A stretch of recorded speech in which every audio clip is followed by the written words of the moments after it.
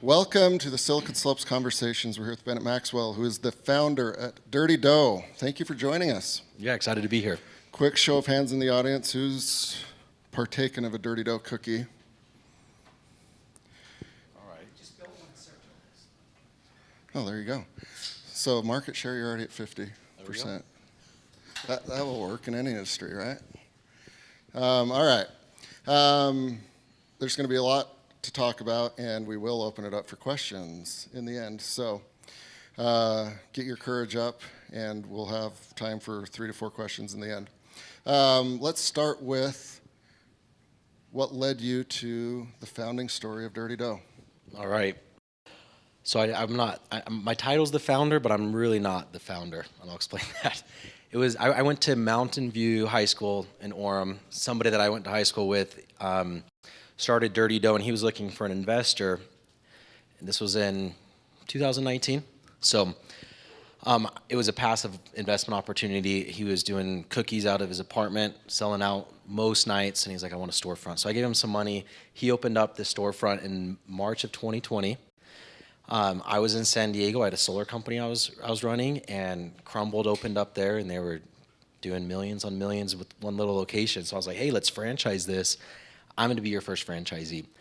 And he's like, no, I'm burnt out. Like, I don't want to even be in this industry at all. So I was in San Diego. This was a single store cookie company in Tempe, Arizona. And I thought, I just listened to a podcast that said, to build true wealth, you need to buy real estate and businesses. And I had, a handful of real estate properties, but I'd never purchased a business. So without ever being in food or franchising or anything, I rolled the dice. So I bought it 2 years from January. And then that first year was kind of revamping everything. The goal was to make it the most simplistic food franchise model, to empower more people through entrepreneurship. So rather than having every store hire 80 employees and make their own dough and do all the training, quality control, portion everything by hand, we centralized everything. And then now we just ship out these pre-portioned cookie pucks to each of the franchises, and then they just pop them in the oven. So first year was kind of redoing everything. Other than the name, we redid the branding, the color, the messaging, the model, all of the recipes. And then year 2, we started selling franchises. So that was last year. I think we have 12 or 13. I think today 13 and maybe even 14. We're opening 1 or 2 stores a week right now. And we've sold about 320 in our first year. So it's been going. There's a lot to unravel there, and I hear there is a soft opening in Syracuse for a Dirty Dough franchise tomorrow. So if you're in that part of the world, go to that soft opening. All right, so no experience in baking, franchising, restaurant equipment. No. Like, there's a lot that goes into what you've done over the last 2 years. So ideas are cheap, and a lot of the ideas have already been figured out in one industry and applied to another. But for example, the idea of centrally having the dough and then shipping it as pucks. Where did that idea come from? Food is very cyclical. I mean, everybody saw frozen yogurt come and go, and cupcakes. And I think cookies are similar. It's not going to be the same because you can look at some models that have been around for a long time. Great American Cookie Company and Mrs. Fields both started in '77. So they're 46 years old, and they've gone up and down, but both of them have several hundred stores open, 46 years later. Insomnia Cookies, same story, but for the last 20 years, still has 200 plus locations open. Both of those, or all 3 of those models, do the centralized production model. So when you're bulk ordering ingredients, you can go a truckload at a time rather than a 50-pound bag of flour. So our flour is 25% less than the competition. Same thing with sugar. And then instead of hand portioning everything, you run it through a machine. And it gets you more specialized cookies. We do the only 3-layer cookie in the world. So, I mean, a cookie's a cookie, but it's a differentiator. So that was kind of looking at what they've done for the last 40 plus years. I wanted to build that robust system, but then looking at, like a chip model or a Crumbl or these other ones that have a lot higher top line revenue, well, what are they doing? Fresh cookies, baked fresh every hour, delivered to your door, weekly rotations, they're giant, multi-flavored. So it was looking at two existing models and kind of marrying them. So on the consumer facing, it's, we're competing with the Crave and the Chip and the Crumbl, but on the back end, our ops side is more competing with Great American Cookie and Mrs. Fields. Yeah. And so it sounds like in the early days, you'd have spreadsheets open, you'd be doing research, you'd probably be calling people to get Weighing inputs and cookies. ideas. Weighing cookies. Eating them all, tasting them all. Not That's a bad job. why you needed a trainer today. You've got to land a lot of planes in that early period of time. What was your linear thought of focus? What comes first? What comes second? What comes third? My background is sales. I did a lot of the summer sales. So as I was developing, I didn't even know what I wanted to do when I bought the company. I just wanted to simplify. I went and told my idea to, hundreds of people. I'm like, hey, I'm going to build this. Would you buy it? And then it's yes, but I wouldn't do that, or that's too complicated, or that's too costly. And I was getting feedback from the market before I really built it. But I went at it maybe a little bit opposite of going and, pre-pitching the idea of what I wanted to create and then getting the feedback and then making those adjustments as it was created, rather than saying, here's my grandma's recipe, I'm going to go figure out how to sell it. I've still never made a batch of dirty dough cookies. I'm not a baker. I eat them, but I don't know how to make them. So I think that was kind of the first thing is, what does the market want? And they want a simplified franchise model with low labor, especially during COVID. So it's okay, how do we operate with less than 1,000 square feet, 1 or 2 employees, and do most of the quality control at a corporate level? And then, so that's kind of how we went to build that. And then it was, okay, now we need a board of advisors, got some really good people there, and then use their name and recognition to then go hire better people. So I hired a CEO. That's why I got pushed to the founder, because I'm not the CEO. Anyways, and she came on last December, so a year and a few months ago. This is her 40th year as CEO of a franchise food brand. So Jill Summerhays, she started Maui Wowie Smoothies and Coffee back in '83. But I hired somebody that was a lot smarter than me, and that has the experience. And then same thing with who's running our production plant and who's running our logistics, just finding really high caliber people and being able to sell them on the vision. Yeah. But is the original recipe, right? Because everything you just described relates to some form of business. Sales, getting a board, getting advice. But baking is never a part of most businesses. Is it the original recipe is what you rode with for a while, or who was the person that kind of got the cookies recipe? Yeah, so the guy that I bought the company from, he had the recipe. He just found it online. But we drastically changed it. It was a very thick cookie, so it gave a very unique shape. But to do that, you have to do low butter and high flour, and that takes away from the taste.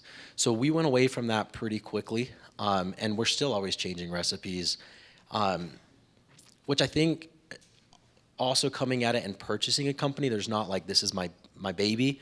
There's nothing that's not changeable.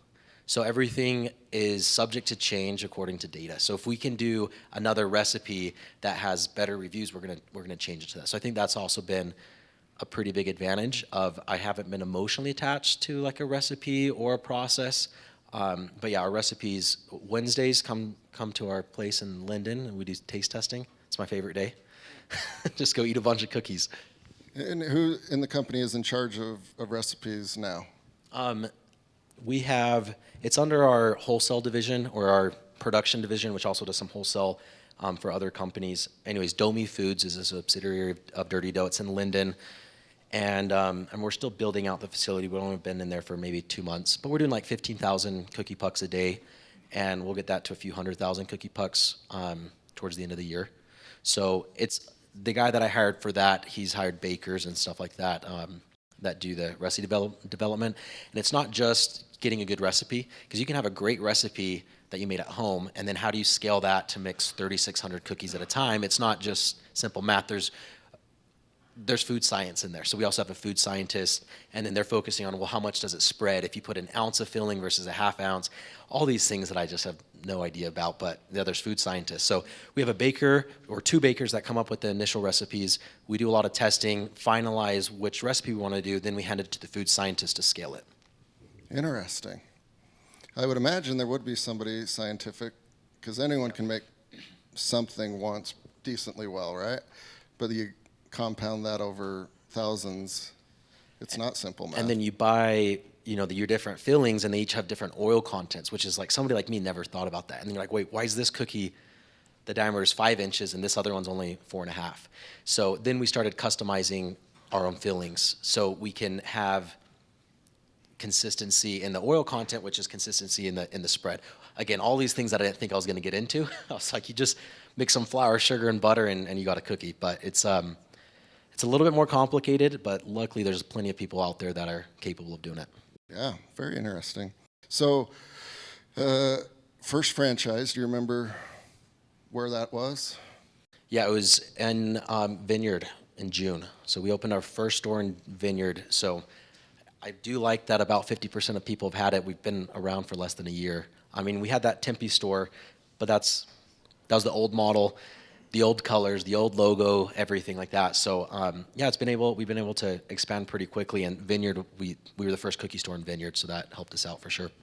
Very cool. So the franchisee, the cookies come at a certain point in the morning, I would assume? Yeah, so they're still baked fresh on site. So we'll deliver once or twice a week, just depending on their inventory. And then all they're doing is you have one employee, you go in the back, you grab, you have your cookie sheet, you pick your box, whatever, I want chocolate chip cookies, you grab 15 cookie pucks, place them 3x5 on the cookie sheet, place it in the oven when the timer goes off, put it in the warmer when the customer comes and put it in a box. So very, very simple. It's hard to mess it up. Yeah. So you've taken a lot of the guesswork out versus like a Subway franchise where there's 50 ingredients and all of that. Yeah, there's almost no perishable food. There's very little waste because of that. There's no raw ingredients of flour and sugar, which contributes to most of the mess in a store. And then we still have some waste at the end of the day, your leftover cookies, but we do reuse a good portion of those. We do a shake. So I'm giving you guys the secrets. We use a day-old cookie, but I promise you can't tell the difference. And then we also do a dirty scoop. So you get a warm cookie, put it in a cup, and then 2 scoops of ice cream. So just ways to mitigate waste while still providing a good product to the customer. Yeah, absolutely. A day-old cookie is perfect for that. Yep. So if you were going to open your own restaurant or your own cookie shop, you'd be on the hook for HR and real estate and the build-out and the marketing, all of that. What does the franchisee get as far as services from the mothership? I would say the biggest service is the product itself, because we're providing this. So a 3-layer cookie, you look at a cookie, it looks like a peanut butter cookie. Then you break it open, there's chocolate dough, and then in the very center there's hot fudge. So you're still competing with these multi-flavored cookie products, but it's already done for you. So it allows us to open up, our franchises are open up for less than half the cost of the competition. We operate out of about half the square footage, so less than 1,000 square feet, and then the ongoing cost of labor, probably the biggest difference. Kind of going full circle to what I mentioned at first, like we're up here at the cookie market. I don't think it's ever going to die like kind of frozen yogurt because there's companies that have been here, but it is going to go down. So do you have a model that can operate super lean with low waste, low square footage, one employee, low cost of goods, so you can get through those, the 2008 recessions, things like that. So I think that's the biggest model. You have so many cookie companies popping up right now because it's easy. So if you want to start a cookie company, this is get grandma's recipe, start selling them out of your home, delivery only. If it goes well, you can move to a commercial kitchen. So you don't have to buy any of your own equipment. You're just paying rent month to month. If that goes well, then go get a retail storefront. And if that goes well, then franchise it and give your recipes to others and have everybody just replicate what you've done. And that's what everybody's doing, and that's why there's so many, because it's so easy to do. There's so many cookie companies popping up because that's the model. It's very low risk, and you can just go from one phase to the next. What we were doing was the opposite. It was very risky. We spent over $2 million before we had a store open because we built the facility. We bought the trucks. We bought the equipment. We bought the machines. So it was a little bit, I guess, backwards, which is scary because it wasn't fully proven yet. But on the other side, that's a much higher barrier of entry. So if other companies want to compete with what we're offering to our franchisees, it's pretty hard to do it. And so far from what I've seen, nobody else is doing. Nobody else is in the gourmet large cookie space that is doing a centralized production model with our margins. I love it. Not too often does, an entrepreneur give you the business model, the playbook. You're not too concerned about competition, it sounds like. It's cookies. Everybody has cookies. So, no, I don't think so. Like, I don't know. I'm not super over. I guess somebody wants our recipe, you can have the recipe. Like that's the easy part. Are you gonna go hire the team? Are you gonna put up the money, put up the risk, have the liability? So all these little things of I'm happy to share exactly how I did everything. And if somebody else wants to go do it, awesome. There's still plenty of space, but most people don't want to do it. I've never had a craving for frozen yogurt, but I think most of the 8 billion people on planet Earth, there's plenty of times throughout the week they do what they do on a cookie. So Yep. That's already kind of baked in, pun intended. So you had to learn a lot of new kind of business models. The franchising business model, what are some key metrics in a good franchise? How did you decide on pricing? How did you decide on speed? How did you pick the first 10, right? You need your first ones to be winners, I would assume. Yeah, and I didn't do that well. So I am a salesperson. I was selling people franchises, whoever would buy them. So the first few that I sold weren't the right decisions, and then I brought on Jill as CEO. And I remember the first one. It was a buddy that makes really good money in solar, and he's like, "Oh yeah, I'll buy a few franchises." He was on the closing call, ready to wire us the money that we needed, because we're startup phase. And Jill's like, "No." And I was like, "What do you mean? You can't tell my friend no." She's like, he is not going to represent the brand well. So those first few, I did it wrong. And then thankfully it was only a few. And then now most of our franchisees, I know one of our franchisees, we have Dickey's Barbecue here, right? They own a dozen Dickey's Barbecues, or a handful of Roxbury's, or one of them owns 80-something Five Guys, or 20-something Zaxby's. So after that, we really started raising the standard of who we wanted to sell to, because exactly what you said. So right now, we've opened up a few in Oklahoma, and that franchisee is a franchisor himself of a business called Glow Tanning. He has 50+ locations. So he really is a lot more credible, but also knows how to run stores and runs businesses, and his stores are killing it in Oklahoma. Very cool. So for a franchisee in a new market, you guys would have a process to vet them, make sure they're bona fide, and there would be probably what you're good at, the sales pitch, right? And based on what you've told the audience here, it sounds like higher margins, easier operating programs. What are the key 3 or 4 selling points that people really resonate with? The simplicity, I would say, is I think we have the most simplistic food franchise model. I told you guys right now anybody can go walk into a Dirty Dough store, and with what I already told you, you can figure it out. You just grab your cookie sheet, go grab your cookies. The oven's already pre-programmed. You just press start. When it goes off, serve it to a customer. There's a little screen that shows how to decorate the cookies, right? So that's the number one thing, is the process. I'd say the number 2 thing is the team that's behind it. I mentioned some of our advisors before, but one owns the largest property management franchisor company. Another one is kind of the internet franchise guy. He's been a franchisee. And we were on his podcast one time and we sold 40 franchises because people listen to what he recommends. Another guy here in Utah, John Richards, is our senior advisor, which is, he's done his first company several $1 billion. So a lot of it was getting the people. It's nobody trusts me. Nobody's going to buy a franchise from Bennett, but they probably would buy a franchise from Jill Summerhays, who's been doing this for 40 years. So I would say simplicity is number 1. Number 2 is the team on saying, hey, we have decades of experience in food franchising. And then number 3 is probably the lower barrier of entry, which is all about, again, half the cost, half the labor, all of that. Yeah. With cookies versus, accounting software, you can have a lot more fun with marketing, right? Yeah. You guys have a tagline, it's the inside that counts. What was your role in the marketing, and how does the marketing work now?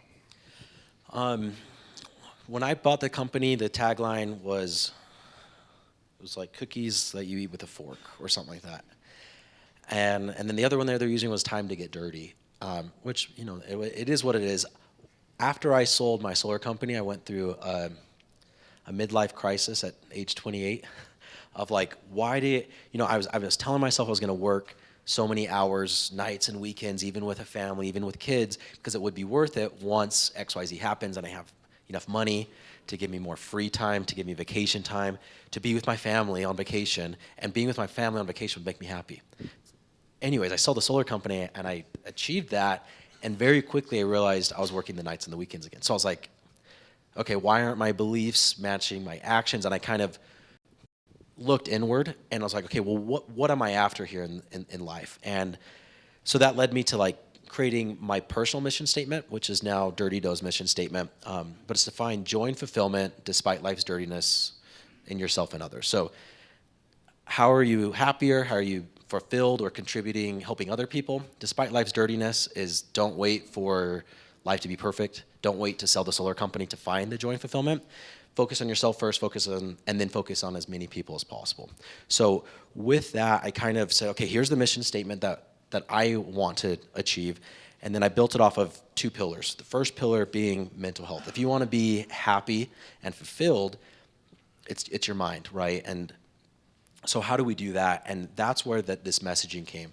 You look at what's causing the mental health crisis, or what a lot of people attribute to it, and it's your happiness is expectation versus reality. Garrett lives an amazing life on Instagram, so my expectation of what I should be doing goes up, where my reality stays the same, and that distance is creating sadness, depression, anxiety, whatever. So how do we be more real and more authentic and not just show people the highlights? We look at the competitor's product, and it's the Instagram cookie, right? It has to look perfect. So I wanted to go the opposite, and I said, well, life's not perfect, so why would our cookies look perfect?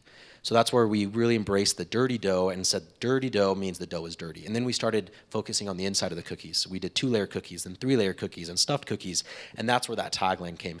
It's what's on the inside that matters. So dirty dough is much more than a cookie company. If you go into any of our stores, before you walk in, on every window it says we care about your fillings. And then every single piece of packaging has a different like positive mental health message, perfectly imperfect, or life is sweet, or what's on the inside matters most. And it's really going directly for like, it's okay to not be perfect on the outside. It's what's on the inside matters. So something I'm really passionate about, and that's kind of that first pillar. And along with Life is Sweet Foundation, which we're sponsoring, we're going to pay for one wellness center, mental health wellness center in a K-12 school for every franchise we open. So the goal there is educating millions of kids on mental health and how to recognize emotions and what to do to cope with them. And then the second pillar is entrepreneurship. So lowering the barrier of entry to entrepreneurship to empower more people through owning businesses. But that's kind of mission statement, and that's, once I created that mission statement, that's where all of the marketing came in play. And then, so having fun with marketing is, like, and I know we're going to get there, but like the lawsuit, I think, is where you're going with that. We were able to have a lot of fun with it because, like, we're all about not taking life too seriously. So why would we not take advantage of that on the marketing side? I love it. A little bit of a master class there in marketing, and it was a little bit more in depth than I thought. And like, kudos to you guys for like running that foundation jointly. Yep. You're doing it in the early phases of your company instead of in 40 years when you've got a big cash reserve or something like that. So kudos to you. Yeah, that was going to be the lead-in to oftentimes lawsuit and cookies aren't in the same word, but for a lot of the last 6 months they were. Go as deep as you want. You can stay, 30,000 foot view. The floor is yours. All right. The lawsuit. So we had no franchises open when we got sued. And Crumbl is a multi-billion-dollar company. I was singing Crumbl's praises. I was on dozens of podcasts like, Crumbl's paving the way. This is so cool what they're doing. And it is cool. And I stand by that. I know the owners. They have my cell phone. We live in the same city. And usually if it's a trade dress dispute, it starts with a cease and desist. Hey, we think there could be possible confusion. Make these changes X, Y, Z. And you open a conversation with that. Instead, what Crumbl decided to do was go straight to a federal lawsuit, which is like, okay, whatever. And then in the federal lawsuit, I mean, nobody read through that. I don't know who made it, but their attorneys are silly. They put 6 side-by-side pictures of cookies or of our products next to their products. Sprinkle cookies, cinnamon swirl cookies, fruity pebble cookies, and our ice cream, our vanilla ice cream, looks like their vanilla ice cream.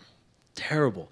Anyways, so you look at all that, and I'm like, okay, well, this is silly. It doesn't matter if we have sprinkles. They didn't invent sprinkles. And then somebody on LinkedIn pointed out, like, hey, all of this is time-stamped, right? When we release a product, when Crumbl releases a product, it's all time-stamped. Of the 6 examples that they used in a federal lawsuit saying, hey, look, Judge, Dirty Doug's copying us, 5 of those they copied us on. And I'm like, this, how sloppy can you guys be?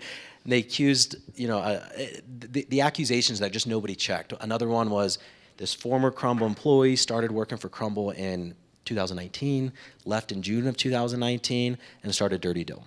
Well, if you have a cell phone, you can Google when was Dirty Dough founded, and it's not the same person, and it's like there's news articles showing we were selling cookies in 2018. So it's like there was just no due diligence in the lawsuit, and it wasn't about trade dress. I mean, nobody's buying a box of blue Dirty Dough cookies that have no frostings, 2 layers, 3 layers stuffed cookies, and thinking, oh, I thought I was in Crumbl with this little chef's. Like, it wasn't about that. It was about slowing down the competition. They sued several companies. We were just the only ones that came back and were like, all right, this isn't cool. Which wasn't the original plan. They sued us in May, and it was about 45 days later, and I was like literally getting on a plane to go to Mexico for a whole month, and KSL picked it up. So I was like, okay, if KSL is going to pick it up, like now we have to get in front of it.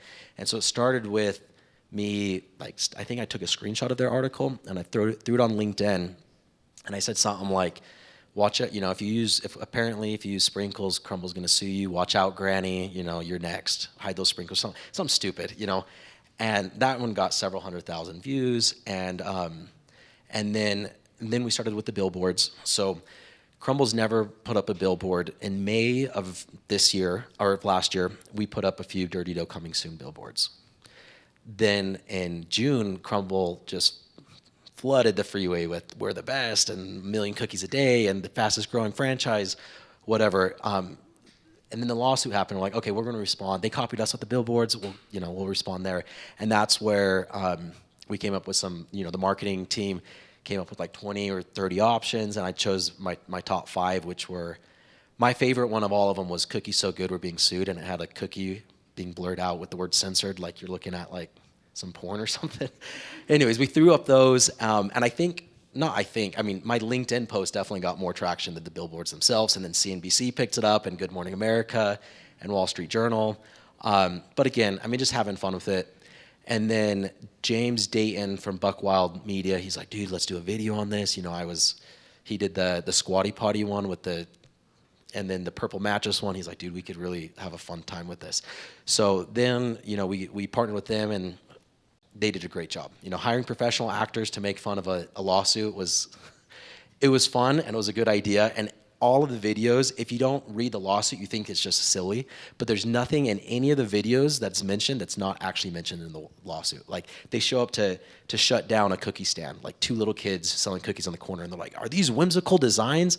That was actually in the lawsuit. Like, whimsy or funny was in the lawsuit, So anyways, it kind of just spiraled with that. And I really think it's a bigger, and I think that's just flawed in our court system, that $1 billion company can sue a startup with 1 store open with stupid claims. Like they didn't even use Google before they filed the lawsuit, but it doesn't matter because you have to spend 6 figures fighting them just to say this is bullshit. So anyways, it definitely turned out in our favor. We sold hundreds of franchises. We haven't spent a ton on the lawsuit. We're into it maybe around 100,000, plus maybe another 60 between billboards and commercials. But we've collected, several million in franchise fees because of it. But yeah, I think that the bigger issue is it's flawed. If we were sued a year prior, we would have gone out of business. I spoke with the owner of Crave. He would have said the same thing. Cookie Co., they had a dispute with them. He's the same thing. They're all like, yeah, if we were a little bit smaller or hadn't franchised yet, it's not worth it. 6 figures to go fight, just to prove that you're innocent. isn't worth it. So I think we got lucky, but if we could make a larger change in how the court system plays out, that would be amazing. Yeah, for sure. And you probably learned a whole lot about the legal system. Still learning. We're still in it. Still in it. Any, is it on the horizon that it'll end soon? What is your pick there? Yes and no. I mean, soon meaning a few more steps, yes, but soon as far as timelines, no. I mean, we're in it almost a year now, and almost nothing's happened. I mean, they gave us all of their discovery, so all of their evidence against us, which I'm going to release to everybody because there's nothing there and it's fun.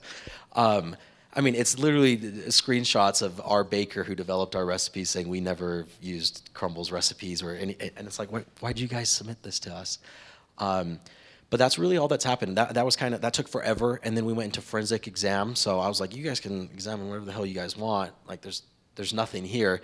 So like, I turned in my phone and they made copies and all that. I was like, I don't care what you guys look at. And that's all we've done so far, and it's been since May. So super slow, but there's not too much more that's going to happen. I think they've realized that it was a mistake, and that it's hurting their store sales, and I don't think there's anything that I could have imagined to boost, to give us national attention more than what they gave us. Yeah, there's a lot of people that only know about the cookies through the marketing and the back and forth. So it's kind of ironic that the bigger corporation poked a smaller bear, but the smaller bear proved to be. Well, it turned into a Dirty Dough versus Crumbl, but it was never Dirty Dough versus Crumbl. We had one store, and I mean, they have like 800 stores open. But what they did when they sued us is they put us on the same level as them. And then everybody's like, oh, Dirty Dough must be a big company. I mean, obviously smaller, but they put us on like, oh, we're competing, when we weren't competing before. And now I do think we're the largest competitor. Not in stores open yet. I mean, give us 3 months and we will be in both stores open and sold. And I mean, it was them that boosted us. And it sounds like a pretty good ROI based on the numbers you've given me. We'll open it up for questions here in a minute. So, last one for me, unless any more come to mind. Projecting growth, right? You've mentioned, to your credit, right, like some things kind of ebb and flow, frozen yogurt and various others. We've all seen flashes in the pan, but there's probably a science to it. But there's also probably a little bit of a gut instinct. How do you guys go about doing the projections? Talking about building the model, it's looking what's already been done, and it's the Mrs. Fields and Great American Cookie and Insomnia Cookie. How are they going? How do they get through the hard times and the recessions? Because there have been several recessions in the last 46 years. And it's all about your break-even point has to be as small as possible. So everybody's fat and happy right now in the cookie industry because the top line's so heavy. But you can find their numbers on their financial disclosure documents or their franchise disclosure documents, which are made public if you franchise in a few states. So you could go online and pull Crumbl's numbers, and it will tell you that their top store did $3.6 million, which is amazing. But it brought in less than a 17% margin. So you break down the numbers, you're like, wait, your costs and goods and labor is 65+%. Nobody will tell you that's sustainable. Nobody. And then you're like, okay, well, maybe they're just a bad operator. Well, they also disclosed their lowest performing store, $734,000. Incredible. To have your lowest store do $750,000. Well, they didn't make any money. So it's like, wait, why? I don't want to buy into a model that's not profitable at $750,000. I mean, they reported that they made $33,000, but they also do owner operated. So it's like you run your store, and instead of paying yourself a salary, you take home the $33,000. So I would argue that you're losing money at that point. So I don't know if it's. I'm bad at trusting my gut. It's more like what has worked and let me model off of that. And it's, can we get the break-even point to 300,000, 350, 400,000 rather than $750,000? Because we've seen from other companies that is sustainable over decades. Jill, our CEO, 83 is when she started Maui Wowie. She still has the same franchise, some of the same franchisees that bought her system in 83, 40 years later, which to me, that's a dream. I mean, that's creating generational wealth for other people, which is so cool. And in order to do that, you just have to simplify everything, and one employee, less than 1,000 square feet, little to no waste, low cost of goods, and extremely low labor. So that's how the projections are expect for the worst. Let's build everything for the worst case scenario. And if we could survive that, then that's awesome. All right. I guess that's the reason 5001 I work for a nonprofit, not in the public markets. But I would have thought like, oh, let's find where like the highest obesity rate is, or where there's a Dirty Dough 30 miles away. The next one, Midwest. Midwest. If that's what you're asking, where the best markets are, Midwest. I mean, and yeah, maybe I misunderstood the question. No, you got it. We do a lot of got it right analytics and picking out the store, and the data out there is insane. We use a software and it ranks every market from 1 to 200, 100 being an average, 200 being the best, and then you choose your market, then you choose which retail pad you want to go into, and it'll tell you household cookie spending per month. And it's like, what? How are you guys getting this? It's crazy. But choosing locations, I mean, there's so much data. And then the Midwest is a great market. You have people that don't care about their health as much, and the low cost of living with decent incomes, so high disposable income. Yeah, very cool. All right, questions for Bennett right there. My question is, I know you guys recently brought on the Muscle or Keaton as kind of an ambassador or someone that's bought into Dirty Dough that's looking to grow more franchises. Just since you guys get the opportunity to learn from Crumbl's mistakes, just wondering what's your strategy moving forward as far as are you guys taking like a social media first and kind of using influencers, or just learning from Crumbl's mistakes? What are you guys trying to do to kind of eclipse them? So. Yeah, I mean, so Keaton came on as an investor, and he made one post saying, that he bought Dirty Dough, which I was like, about a few percent, but that's Keaton. He's an awesome dude. And from that one post, he didn't say, hey, we're the most simplistic franchise model, buy franchises from us, and we had hundreds of inquiries. So we saw that effect on, definitely we want to go more of the influencer route. We have a protein cookie. So we have our model we want to leverage as much as possible. These other companies won't ever do a gluten cookie because you have to swab and you have to do all these things and you have to do it for all locations. We only have to do it for one production facility. Same thing, so we have a protein cookie. It'll have about 25 grams of protein, and it'll be called the Muscle Cookie. And I know having his name behind will help. After that, there's a guy named Flex Lewis. He has several million followers. I think he's like an 8-time Olympic bodybuilding champ or whatever, and then it'll be called the Flex Cookie. So we're looking at a lot of partnerships to name our cookies after other people. But I think the influencer marketing, both to sell franchises and just to push the brand, is big. And I don't know if Crumbl's done that a ton, but that's the route we're going. I would think that more often than not, a federal lawsuit, attorneys are going to be more conservative. Your leadership team's going to be more conservative with how you respond and address accusations, where your style has been very much, obviously, laugh it off, let's have fun with this. Have you had much pushback from Jill or from other, seasoned leaders at Dirty Dough that when you say, hey, this is how I want to do this, are they 100% behind you, or what kind of reaction did you get? I'm definitely pushing it harder than anybody else would push. But my question, especially to the attorneys, are, can this get me in trouble? No, it's a bad look or this. I was like, but if these are the facts, can I state the facts? Yes. So we went back and forth a ton on the ads, like the boardroom videos when they're like, sprinkles, that's our thing. It's like, no, because that's addressing the issue head on. And I was like, well, that's what I want to do. And then they're like, rectangular boxes, like we can't. And they're like, no, don't mention rectangular boxes in the ad. I was like, but why? That's in the lawsuit.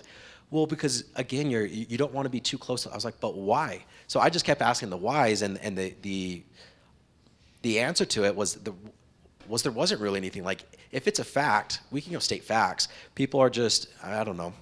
They were worried about Crumbl hating me more, and I'm like, can they hate me more?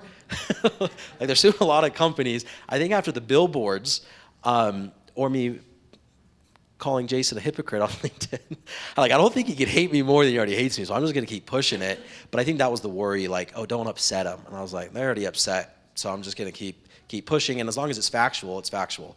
So yeah, I've got a little pushback, but I don't know, I made the decision either way. So when I think of franchises out there that have culture behind it. You know, there are some that are very strong in my mind, and then, you know, like I think of Chick-fil-A saying, "Oh, you're, you know, happy to serve," or whatever they say.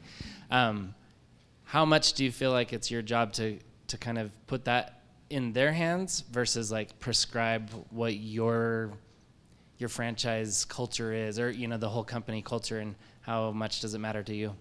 It matters a ton. Unfortunately, I'm terrible at that. On like getting that culture to the franchisee level, but it has to come from corporate.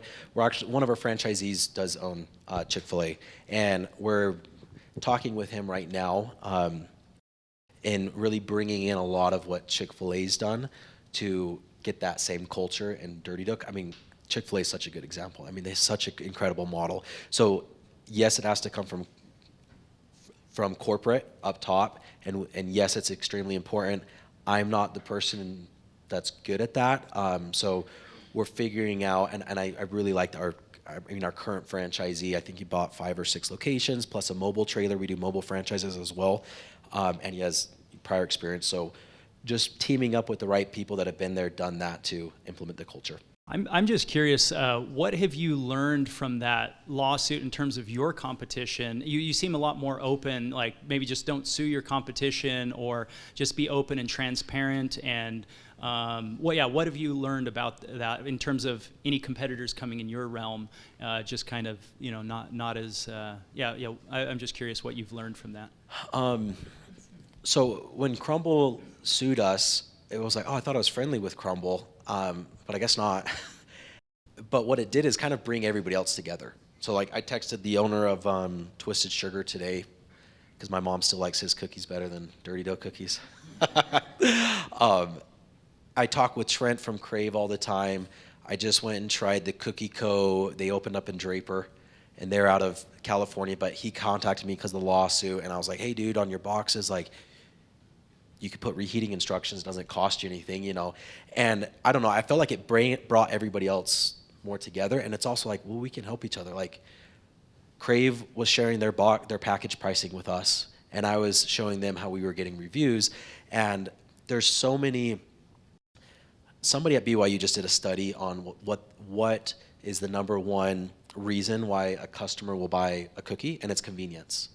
So even if a cookie's a little bit better, if it's closer, you're gonna go to that one. And anyway, so with that being said, you can have the scarcity mindset of, you know, I hate you and we're competition, or it's like, hey, I have ideas that you can learn from, and you have ideas that I can learn from. So I think the lawsuit helped that, and as well as people like transparency. There's a lot of other cookie companies or dessert companies or grocery stores that Crumbl is going after, but nobody did what we did, and saying like, hey, this isn't acceptable. This is a flaw in our system. Not saying Crumbl is flawed doing it. They have the right to do it, and they did that. But I do feel like the bigger issue is there's a flaw in the system, and we're like, well, let's expose that. Specifically, there's these other cookie companies that I was like, you guys are seeing the press we're getting from it. We're selling hundreds of franchises. We're probably the fastest growing franchise in the nation right now. Why don't you guys say something? They're like, oh, well, we don't want to upset, you know, we don't want to bring the spotlight. So I'm like, let's be transparent, and the spotlight comes, and it was an unexpected reward. But I would say those are the two big things that I've learned from the lawsuit.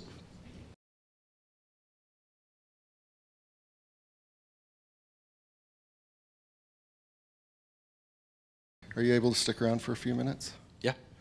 I'm sure there's the ones that only want to ask you directly the question. Thank you so much, Bennett, for taking the time to join us. This has been fun, and thank you for not shirking any questions. Good for you. Thanks for having me.